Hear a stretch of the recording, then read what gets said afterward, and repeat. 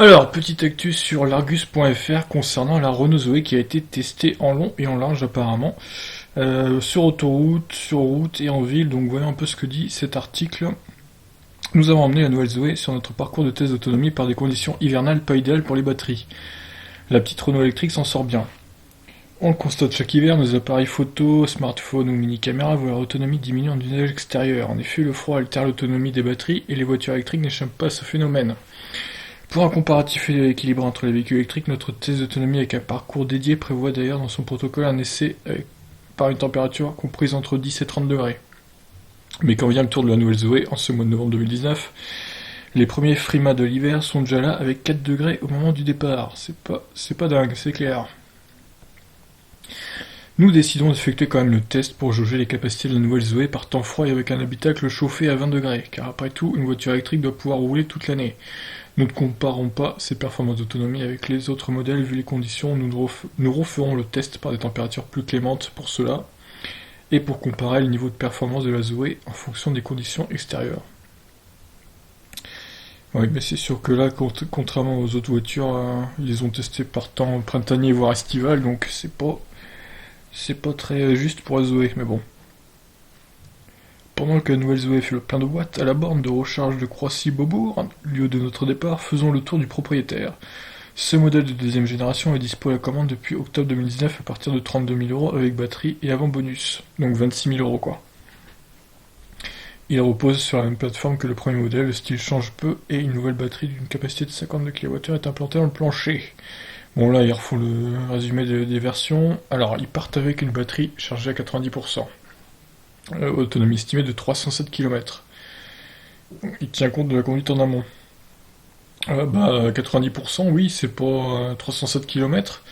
C'est pas énorme, hein. Ça ferait à 100%, ça ferait autour de 335, 340 max. Ils ont dû bien bourriner. Donc pas de trafic, pas de travaux, notre trajet autoroutier sur la 4 est sans encombre, d'autant que le confort et les niveaux sonores à bord de Zoé sont tout à fait recommandables. Nous sommes calés à 130 km/h compteur, et au compteur de notre GPS et 132 km/h au compteur de la Zoé. Donc autoroute, ils ont fait 108 bornes, ils sont partis avec 90%, ils sont arrivés avec 31%, ils ont donc dépensé 59% précisément, et consomme moyenne donc à 130, 24,2 kWh, autonomie réelle à 130, et 4 degrés donc, 214 km. Bon, c'est pas... Ça peut paraître élevé, la conso, mais en même temps il fait 4 degrés, ils ont mis le chauffage, donc c'est pas... ça va encore je trouve moi. C'est pas scandaleux quoi. Donc il reste 31% de batterie, la conso 1, nanana. Et rappelons que la Destroy-Tante savait bien plus consommer par des températures plus clémentes. Et oui, Destroy-Tante, ce qui n'a pas l'air très efficiente. D'après moi aussi ce que j'ai pu voir. Alors, la nouvelle Zoé profite de recharge combo, donc 50 kW. En une heure, la batterie passe de 31 à 90%. Nous repasserons pour le test sur 140 km. Donc ils ont repris 60% en une heure en gros. 60% de 52 kW, ça fait combien ça? Calculons précisément avec 59% de repris donc. Ça fait une vitesse de 31 kW à peine. C'est... Ouais, en même temps, bon, ils sont remontés jusqu'à 90%, bon, on a vu que la Zoé ne recharge pas très très vite quand même, quoi. Donc, parcours route, départ 90% et arrivée 37%. Donc, ils ont parcouru 140 km, conso donc de 17,1 kWh, toujours à 4 degrés j'imagine, et avec le chauffage, donc 304 km d'autonomie avec des conditions similaires à celle-ci, s'ils avaient vidé la batterie quoi, en partant de 100%. D'accord, donc la ville. L'autonomie en ville n'est pas un problème pour les riders, c'est d'autant moins... Les joies de la circulation parisienne nous ont offert un test qu'on ne pensait pas faire, 8 km parcours en 1 heure. Ah oui.